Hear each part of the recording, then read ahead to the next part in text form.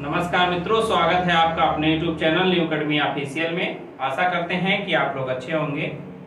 Friends, आप लोगों का एक बहुत क्वेश्चन आ रहा है, क्या जो बीएससी एजी किए हुए हैं वो लोग बिहार लोक सेवा आयोग द्वारा जो वैकेंसी आई हुई है 6 से 12 तक, उसमें अप्लाई कर पाएंगे या नहीं कर पाएंगे। तो इस चीज को लेके हम बात करने वाले हैं, क्या करना है और कितनी सीटें क्या आई हैं, सारा कुछ हम लोग डिटेल में देखेंगे।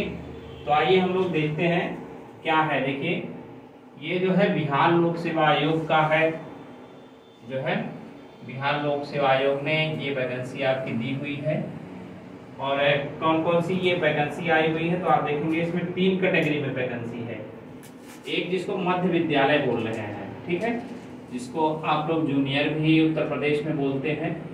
इसमें टोटल पद आपको आए हुए हैं 31,982 पद।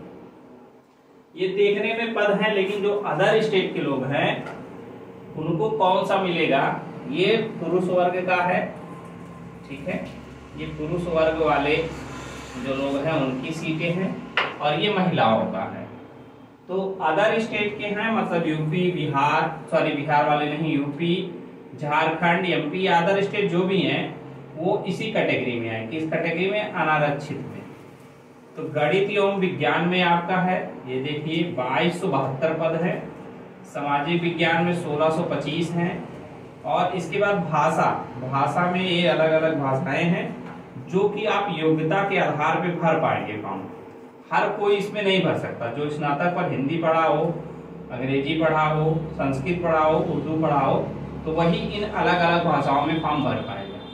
तो आप लोगों का प्रश्न है कि सर हम लोग बीएससी एजी वालों की मैं ज्यादातर बात कर रहा हूँ कि उनका प्रश्न है कि सर हमने बीएससी एजी किया हुआ है और बीएड हमारा क्या है, साइंस में हो रखा है, तो हम भर पाएंगे कि नहीं भर पाएंगे। तो इस चीज को लेके हम लोग देखने वाले हैं। तो आप लोग शैक्षिक योग्यता को ध्यान में रखिएगा।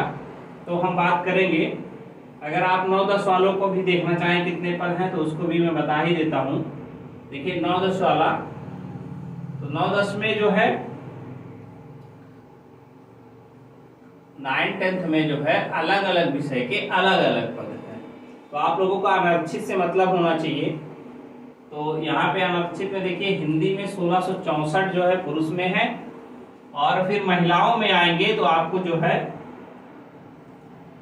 महिलाओं में अनारक्षित के लिए 478 पद है, ठीक है। तो ये अलग अलग विषयों में अलग अलग पद हैं।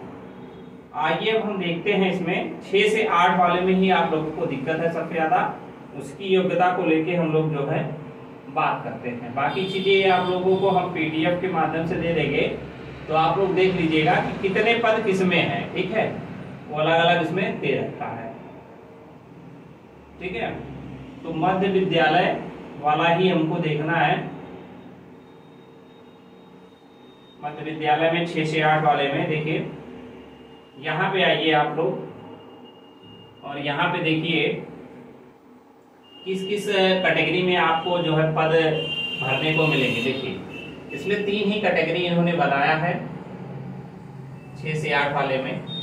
एक विज्ञान और गणित के अध्यापक, इनका एक एग्जाम होगा, एक सामाजिक विज्ञान का है और एक भाषा अध्यापक, ठीक है, ये लोग भरेंगे। और इसमें न्यूनतम योग्यता क्या है, नियुक्ति हेतु न्यूनतम शैक्षिक योग्यता, उस पर ध्यान रखिएगा।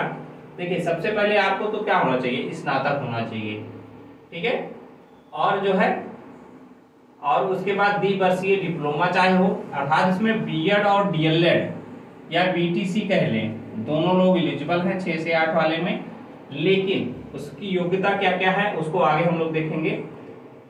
अलग अलग, जैसे आप मैथ और विज्ञान के अध्यापक बनना चाहते हैं तो स्नातक में वो पढ़े हों, वो अलग आएगा भी।